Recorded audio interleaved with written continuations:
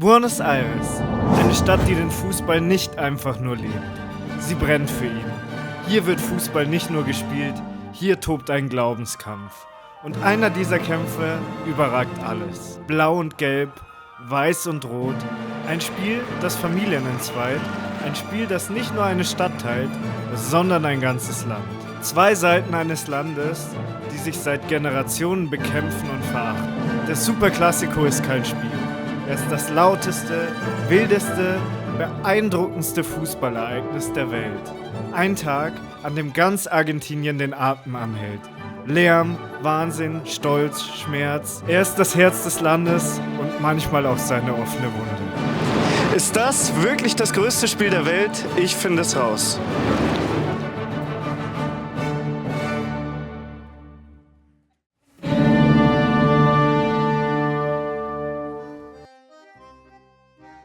In Buenos Aires ist der Superclásico mehr als Fußball. Er ist Herkunft, er ist Religion. Es ist der Tag, an dem jeder in dieser Stadt zeigt, für welche Seite er steht.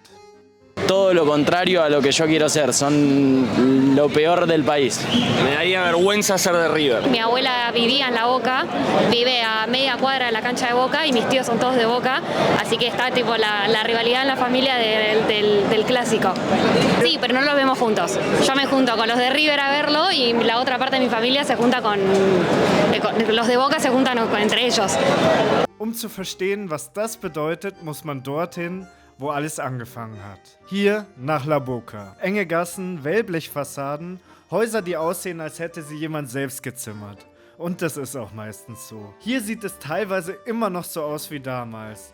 Diese Häuser, die sogenannten Conventillos, sind oft aus Schiffsteilen gebaut. Hier am Rio de la Plata kamen Einwanderer aus ganz Europa an. Besonders aus Italien und Spanien. Die Fans der Boca Juniors nennen sich bis heute Geneses, Genuaner, weil auch viele Leute aus dem italienischen Norden hier ankamen. Italiener aus dem Süden nennen sich eher Tanos, nach Neapolitanos, und die haben die Kultur hier besonders geprägt. Unter anderem hier in La Boca wurde der Tango entwickelt und auch die besondere argentinische Pizza, die Fugaceta. Das ist ordentlich Käse mit Zwiebeln drauf. Doch erstmal passierte hier in La Boca etwas anderes. 1901 gründeten junge Hafenarbeiter den Club Atlético River Plate. Ja, richtig gehört, hier in La Boca. 4 Jahre später, nur ein paar Straßenzüge weiter, entstanden die Boca Juniors. Die Namen sind beide englisch, denn der argentinische Fußball hat seinen Ursprung in englischen Schulen. Obwohl die beiden Vereine nicht von Engländern gegründet wurden, verwenden sie das damals erfolgreiche Englisch. Im argentinischen Fußball sind bis heute englische Begriffe wie Corner und Offside zu finden. Das erste offizielle Superclásico stieg 1913 und River gewann mit 2:1. 2 Vereine, eine Nachbarschaft. River hatte sogar ein Stadion in La Boca, unweit der heutigen Bombonera.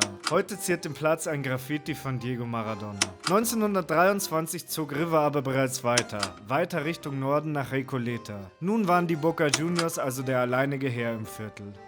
A La Boca, Caminito, la cancha de Boca, único, mira. Único, papá.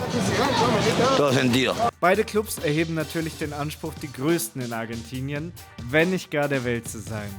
Boca nennt sich La Mitad más Uno, mehr als die Hälfte des Landes. River nennt sich El País menos algunos, das Land abzüglich weniger.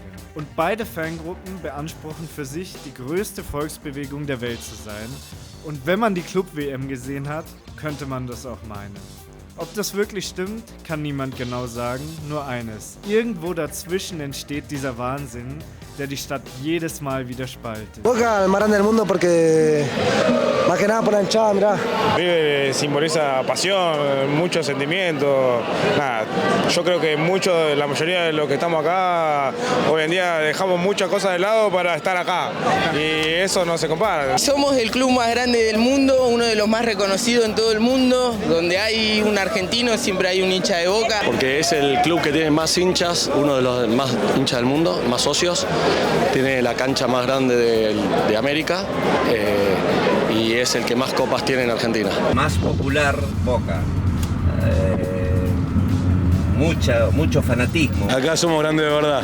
Desde que inventamos el fútbol, que siempre número uno. Y siempre vamos por más.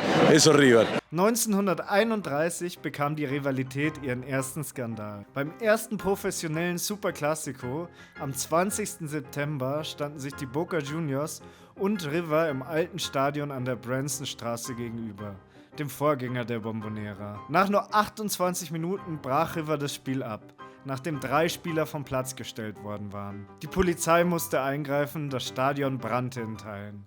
Einige Tage später sprach das Tribunal Boca den Sieg zu.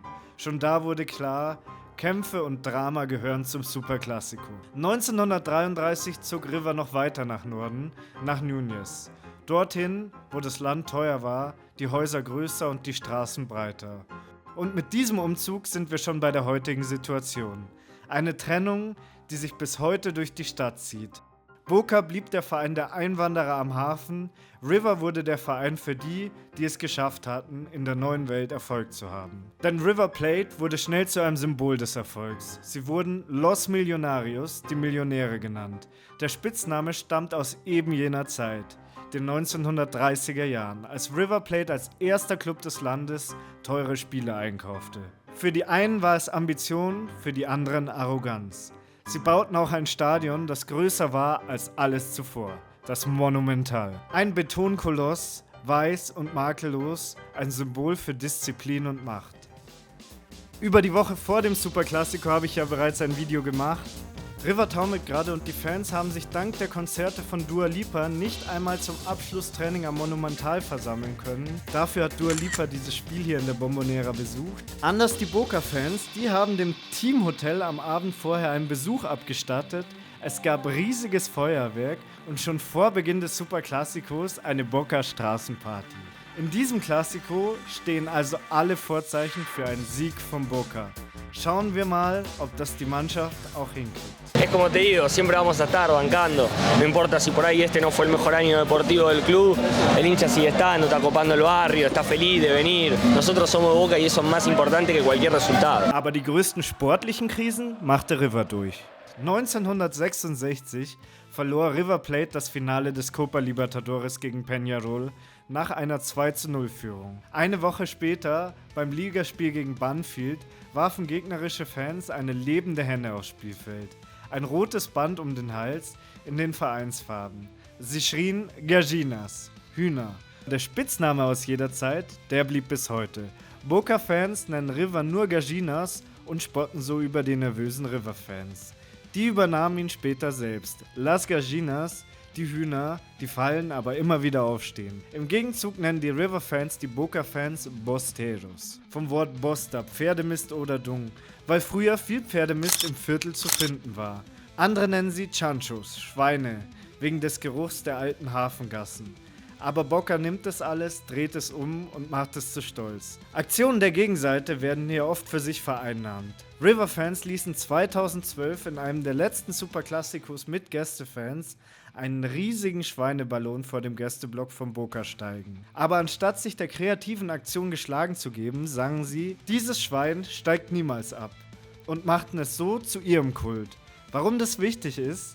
Das war damals das erste Klassiko nach dem Wiederaufstieg von River. Denn 2011 passierte das Unglaubliche. Auch wenn das System in Argentinien so gebaut ist, dass es die großen Vereine schützen soll, stieg River Plate ab. Die River Plate-Fans eskalierten völlig, schubsten die Spieler und zündeten das Monumental an. Bis heute die größte Zielscheibe des Spottes. Boca-Fans feiern das mit Abstiegsgespenstern und Liedern.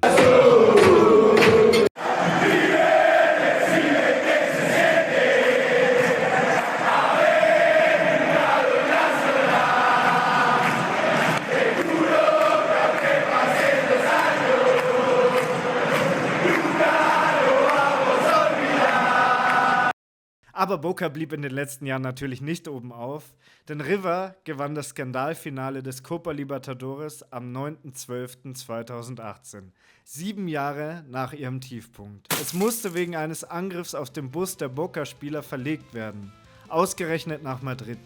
So fand das Finale des Copa Libertadores, des Cups der Befreier, ausgerechnet bei den Conquistadores in Madrid statt, der Hauptstadt von Spanien. Dieses Spiel gewann letztendlich River und seitdem sagen sie, dort haben wir Boca beerdigt.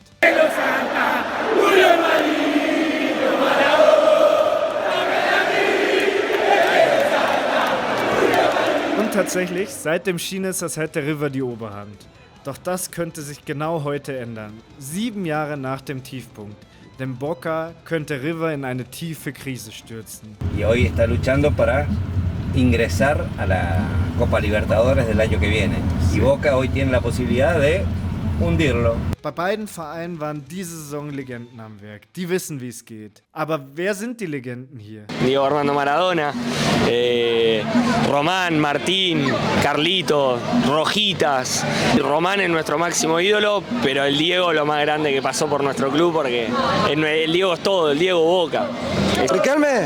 No, Riquelme ni lo nombré. Riquelme, el mejor del mundo, vas a ver. Argentina el mejor, nadie mejor que él. ¡Vamos en ese como hacia frente! Und Roman Riquelme ist gerade Präsident der Boca Juniors.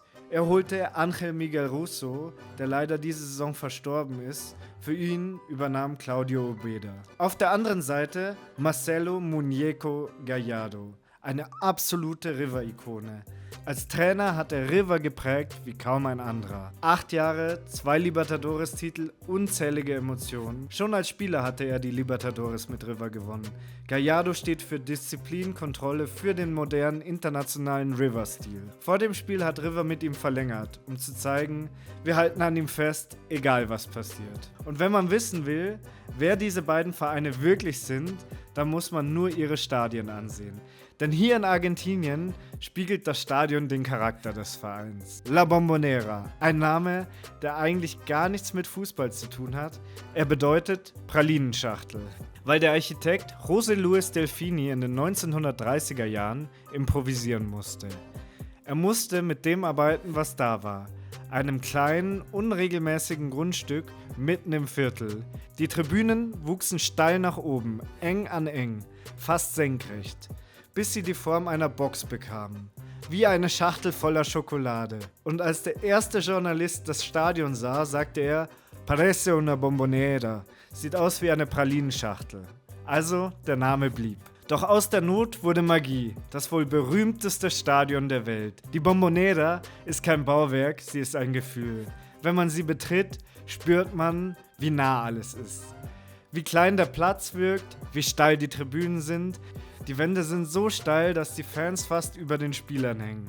Und wenn 57.000 Menschen springen, beben die Tribünen. Die Bombonera soll angeblich wackeln, wenn die Menschen springen. Man sagt, wenn man einmal ein Tor in der Bombonera erlebt hat, dann vergisst man dieses Erlebnis nie. Hier steht das Stadion mitten in der Stadt mit all seinen Facetten, mitten im Chaos. Du siehst die Stadt, du spürst das Viertel und du riechst die Grills. Und nein, es stinkt nicht, auch wenn die River-Fans das immer wieder behaupten.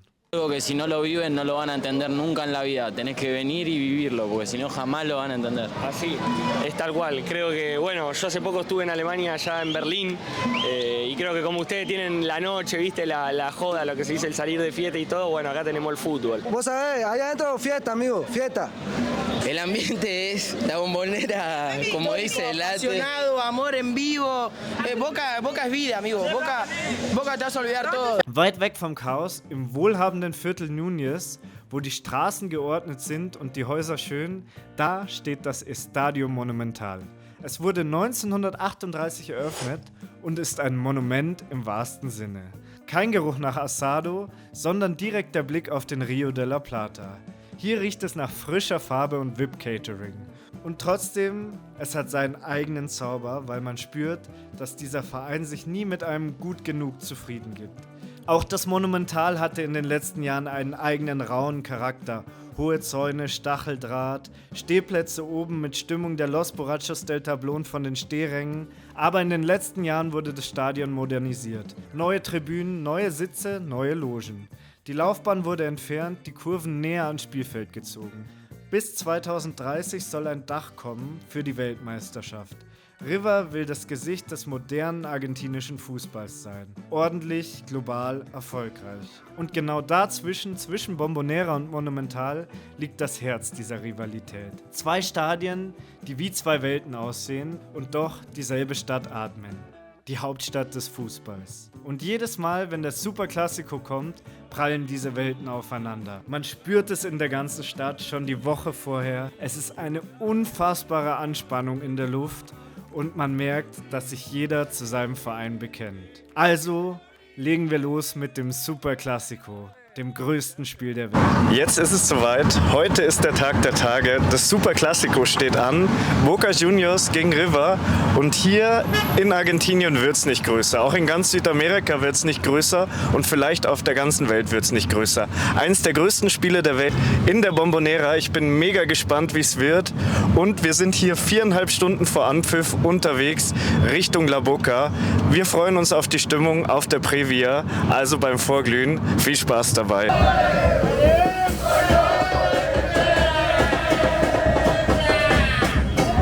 Wir beginnen den Tag im touristischen Teil des Viertels, im Caminito.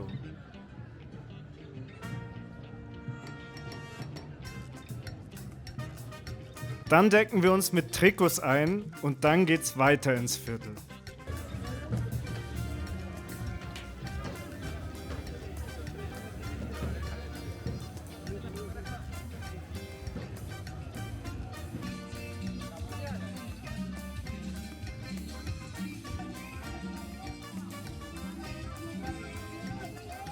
Der Spieltag beginnt mit einer guten Chori, wie jeder Spieltag, die Stadionwurst hier in Argentinien. Und wir sind hier im Caminito, dem touristischen Viertel von La Boca. Da hinten war schon die Hölle los bei der Previa, das ganze Viertel ist voll und es sind noch 4 Stunden bis zum Anpfiff.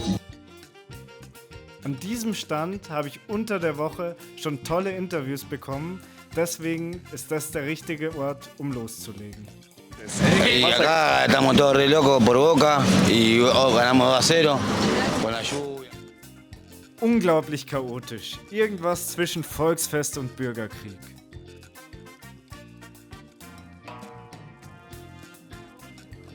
Aber genial. Grills, Gesänge, Pyro, Fahnen, alles, was man sich wünscht. 4 Stunden vor Anpfiff und die Party ist riesig.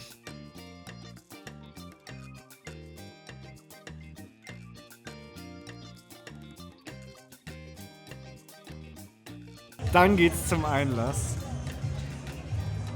Der Einlass ist wirklich furchtbar gelöst. Selten habe ich so eine beengte Situation erlebt. Völlig grundlos, ziemlich schlecht organisiert durch die Behörden.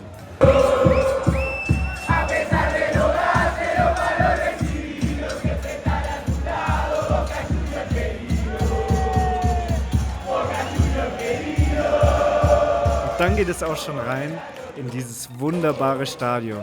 Hoch durch die engen Gänge, ganz nach oben und der Ausblick hier ist phänomenal. Also 2 Stunden vor Anpfiff, es ist noch nicht so viel los wie in Rosario, aber viel und der Einlass war kriminell, wirklich. Man wurde nicht mal abgetastet, aber dafür durch mehrere Kontrollen gejagt. Es waren teilweise wirklich klaustrophobische Zustände, aber jetzt sind wir drin. Und haben den besten Blick. Genial einfach von hier oben. Für mich ist das hier eins der schönsten Stadien der Welt. Von hier oben sieht man die Ränge unter sich überhaupt nicht. Ich war hier mittlerweile in allen 3 Rängen und kann sagen, hier oben ist es schön, unter uns ist es unfassbar eng. So eng, dass man keine Kontrolle hat, wohin es geht. Deswegen habe ich mich für heute für hier oben entschieden. Man gibt sich da unten einfach der Menge hin und wird dahin getrieben, wo man halt hingetrieben wird. Ich glaube, ich stand noch nie in so engen Blöcken. Und heute, am Tag des größten Spiels, wirken die Blöcke vor Spielbeginn nochmal voller. Und vor Anpfiff der erste Stimmungstest. Und ja, die Bombonera wackelt. Hier oben besonders.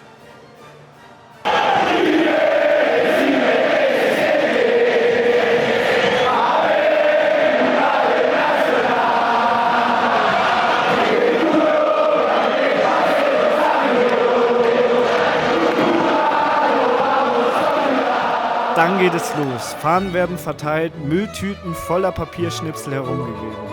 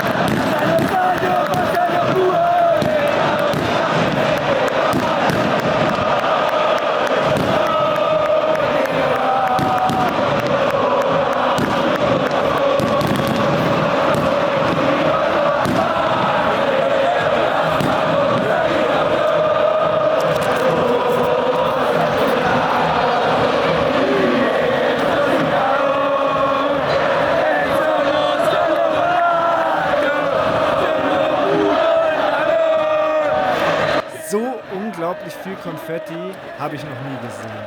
Der Papiermüll des ganzen Viertels wurde hier einmal in die Luft geworfen. Der Luftzug im Stadion weht alles unberechenbar nach oben, nach unten ins Viertel.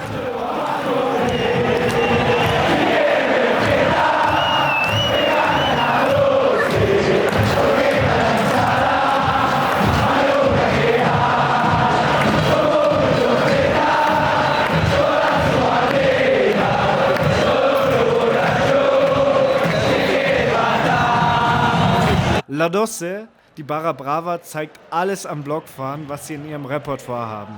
Sogar in der Halbzeit und nach dem Spiel eine. Als ich damals in diesem Block von La Doce stand, fand ich es einfach unglaublich, wie koordiniert alle auf die Wellenbrecher gehen und wie gut organisiert die Stimmung dort angeheizt wird.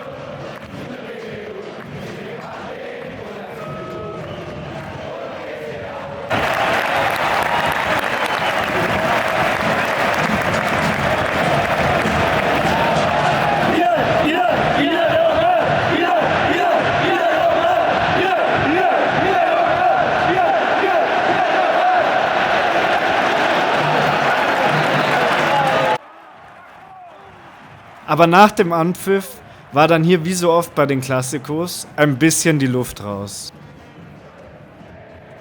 Seit 2013 gibt es hier keine Gäste mehr und so überwiegt bei vielen Zuschauern die Anspannung.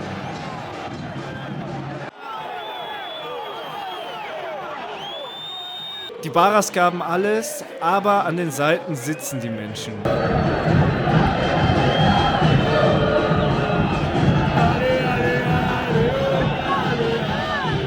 Und auch das Spiel gab nicht besonders viel her und so ist die Magie in den ersten 40 Minuten etwas verflogen. Auch wenn die Barra richtig Gas gegeben hat, aber der Funke springt nicht auf alle Zuschauer über. Der Hexenkessel, den ich erwartet hätte, ist es noch nicht. Das erste Highlight ist ein verletzter River-Spieler, der wurde an der Boca-Kurve vorbeigefahren und musste dann mit verletztem Knie die Treppe runtergehen.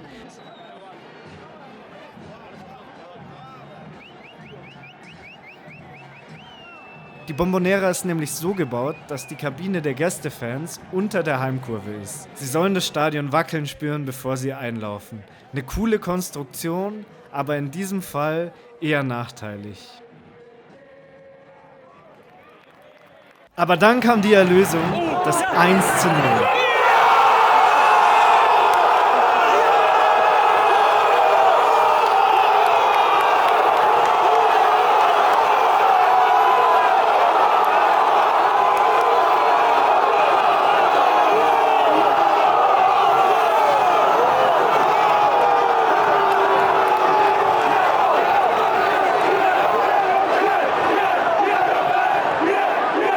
Und das hat diesen wunderschönen Kessel zur Explosion gebracht. Wie schon 1931 wollten die River-Spieler die Schiedsrichterentscheidung nicht akzeptieren.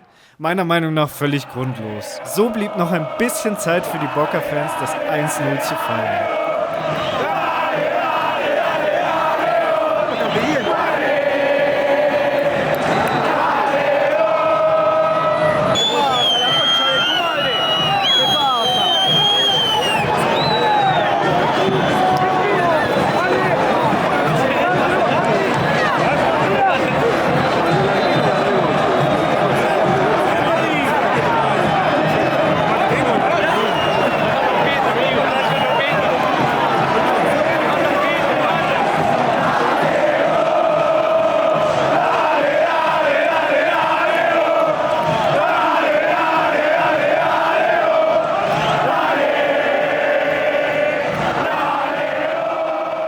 Wegen der erwähnten besonderen Bauweise gehen Heimteam und Auswärtsteam durch verschiedene aufblasbare Tunnel in die Halbzeit.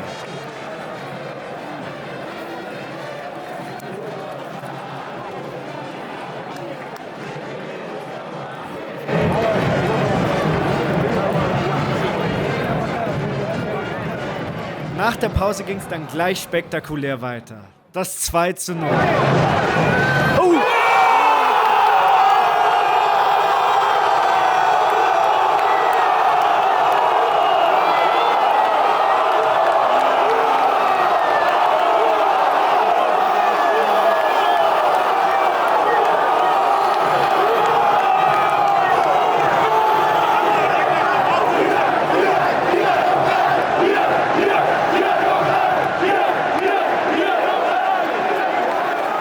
Jetzt ging's hier richtig los.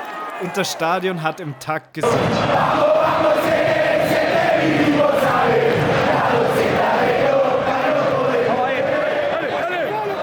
Das Konfetti, das die eh schon steilen Stufen noch rutschiger machte, wurde erneut durchs Stadion gewirbelt.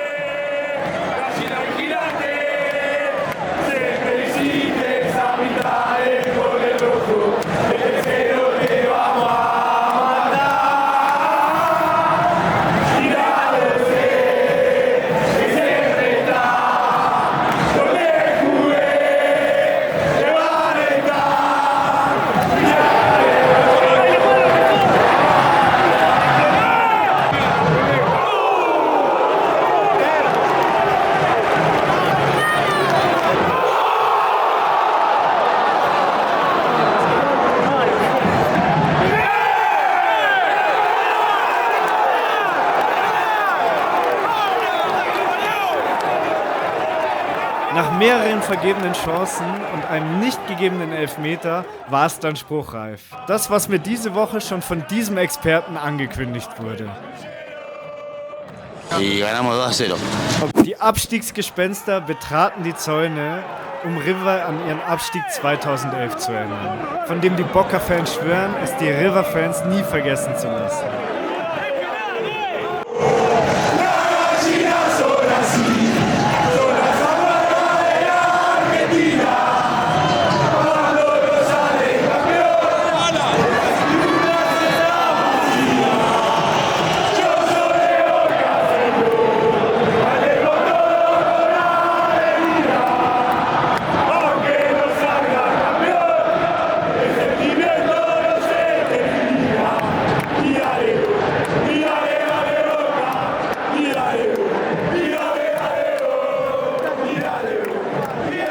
Boca ist wieder Boca, sagen viele. Nach einer langen Krise sieht man sich jetzt endgültig wieder in der besseren Position über den Gallinas, über River. Ob das heute die direkte Auferstehung nach 2018 war, kann ich nicht sagen. Dafür müsste man meiner Meinung nach River schon etwas Größeres nehmen. Aber Boca hat wieder Oberwasser, verteidigt seine Position als Vater in diesem Clásico. Boca hat sich in diesem Spiel direkt für die Copa Libertadores qualifiziert und River muss um diese Qualifikation jetzt richtig bangen.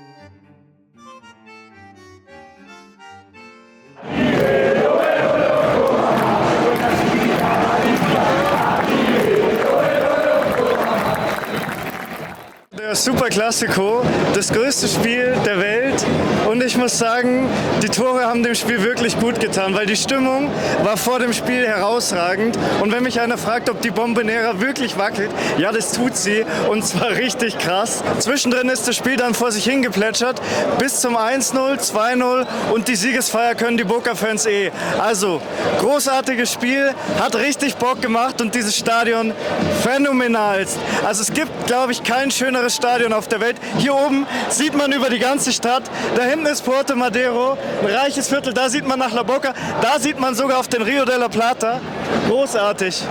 Und wenn hier alle Gas geben, gibt es nichts Schöneres. Also mit Toren und mit einem Superclásico-Sieg für Boca, einfach genial. War es jetzt das größte Spiel der Welt?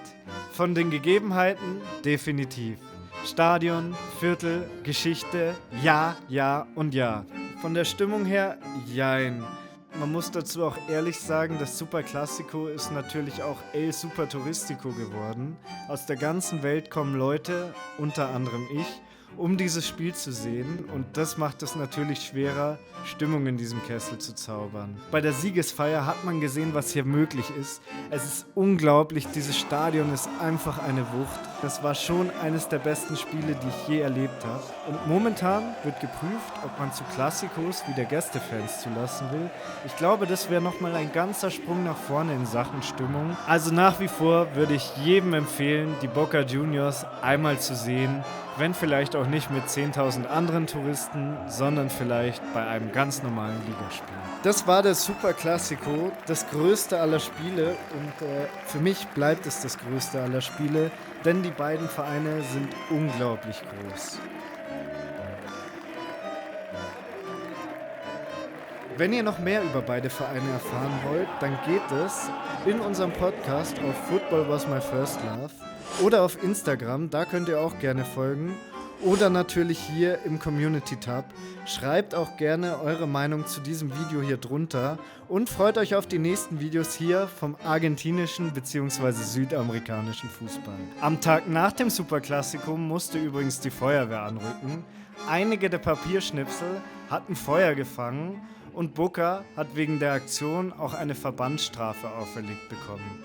Ein Spiel ohne Instrumente und ohne Trommeln in der Bombonera. Und auch den Geistern, die auf den Zaun gingen, winkt teilweise ein Stadionverbot.